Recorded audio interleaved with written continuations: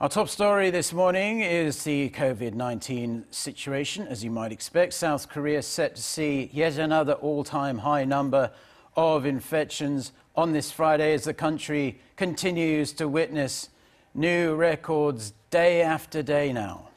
And given the current virus situation, it seems likely that the current social distancing measures will be extended. For more on this, we have our reporter Choi Min-jung here in the studio with us. Good morning, Min-jung. Good morning. So like always, what are we expecting for today?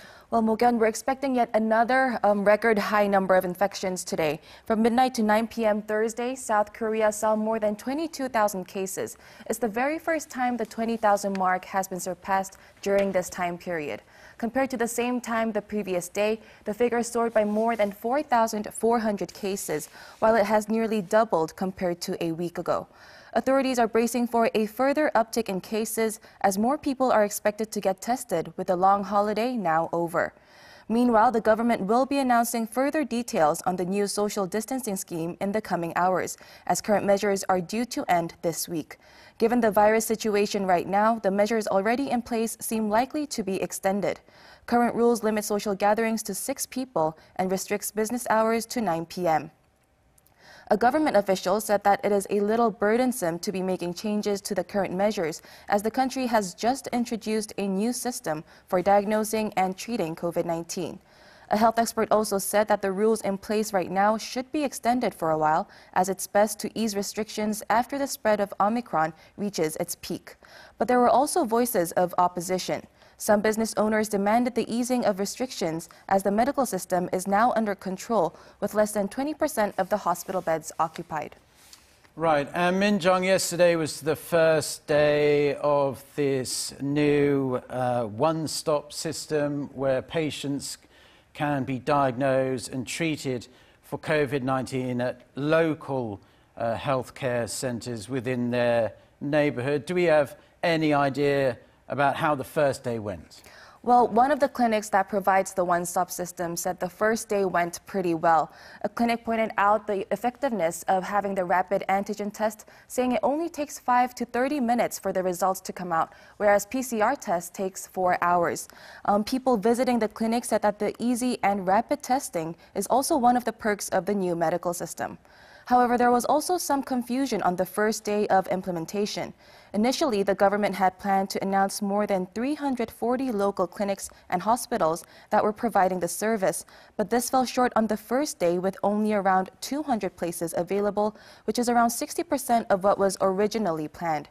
And not all designated clinics and hospitals provide everything from testing, prescribing medicine, and looking after patients recovering from home. So people need to visit the Health Insurance Review and Assessment Service homepage to check which clinics provide which service.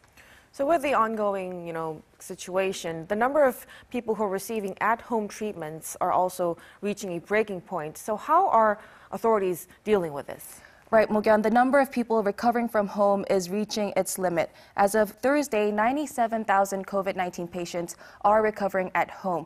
The government says that the maximum capacity for at-home treatment is currently 109,000, meaning that it has nearly reached 90%. And by next week, authorities are expecting the number to hit 110,000. To keep up, officials have decided to reduce the number of health checks to twice a day for those at high risk and once a day for those at low risk. Currently, monitoring is done 2 to 3 times a day.